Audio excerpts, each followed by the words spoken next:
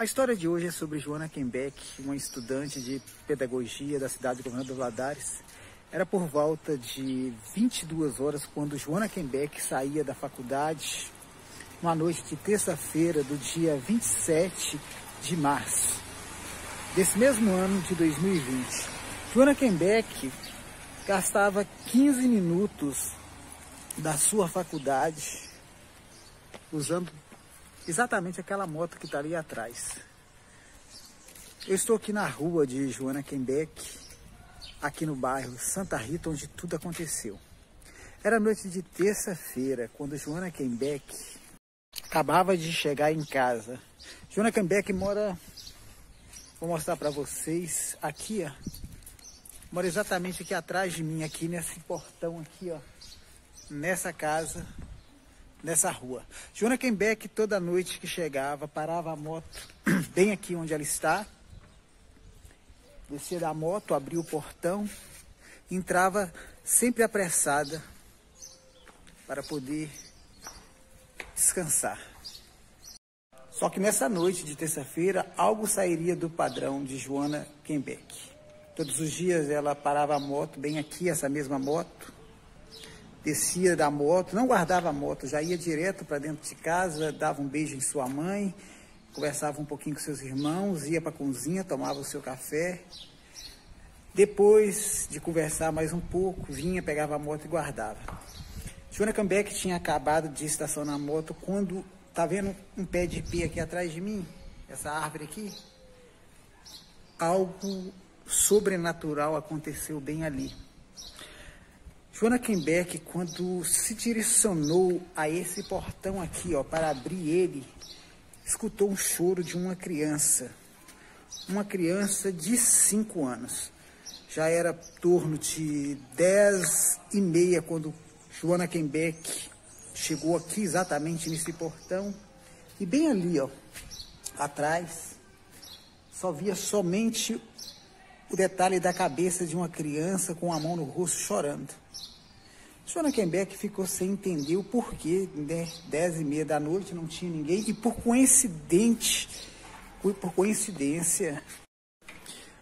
coincidência, galera, aquele poste que está ali atrás de mim, de onde Joana Kembeck se dirigia à sua casa, estava com as luzes apagadas.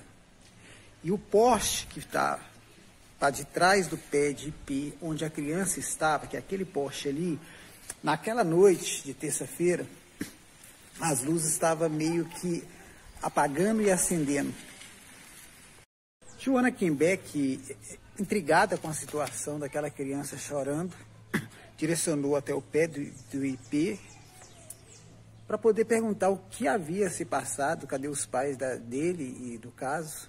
O menino estava descalço, sem camisa, com os pés sujos, com as mãos sujas, e não tirava a mão do rosto. Foi quando Joana foi direcionando até o pé de ipê e o garoto começou a andar meio que assustado. Ela pensou, alguém pode ter feito alguma coisa de mal para essa criança e ele está assustado, pensando que eu vou fazer a mesma coisa.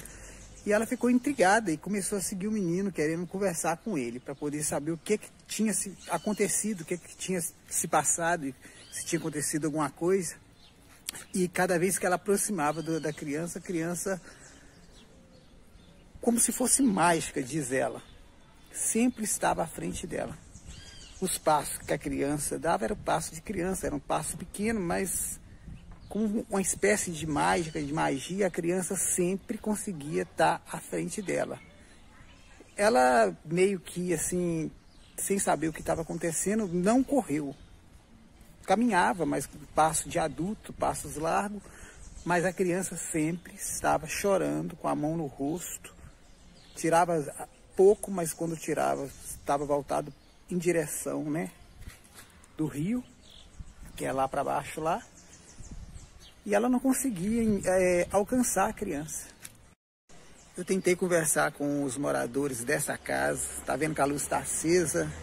Agora há pouco estava ali na janela, mas não quiseram falar a respeito do que aconteceu naquela noite de terça-feira, em que Joana, né, voltou desesperadamente em plantos, gritando, toda a rua viu, todo mundo saiu para fora para poder acolher a Joana, né? Pensou até que ela estava sendo estrupada, no caso, né? Porque ela gritava tanto.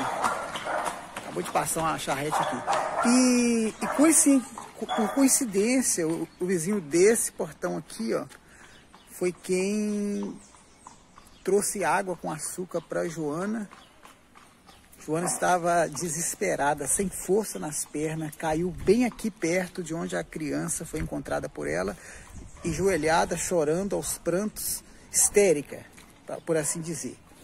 Aí foi quando os pais de Joana, que mora aqui nessa casa aqui, saíram ao encontro da sua filha, porque o vizinho veio cá e chamou ela, né, os pais, e os seus pais não conseguiam entender. E foram com a Joana no dia seguinte, no caso, não foi no mesmo dia, porque já era noite, né? Foram lá para poder ver o que se passava, o que aconteceu no caso, porque Joana só chorava e gritava e falava que era criança, mas não falava o que aconteceu com a criança. É terrível, é horrível, é o que ela dizia. Foi no dia seguinte que Joana foi contar realmente o que aconteceu. Nessa noite, a mãe de Joana fala que ela não conseguiu dormir. Ela estava assim, em estado de choque. Eu estou aqui fazendo o trajeto com a Joana Quembeck. Se vocês repararem, tá vendo ali, ó, ali atrás é a casa de Joana Quembeck. Ó, eu estou indo, não é tão distante assim do rio onde ela foi, né? A criança passou por essas ruas, era em torno de 10h30 da noite, mais ou menos. E eu vou mostrar para vocês o que aconteceu quando Joana chegou no lugar que ela me falou. Depois, se possível, eu vou conversar com a Joana a respeito do assunto.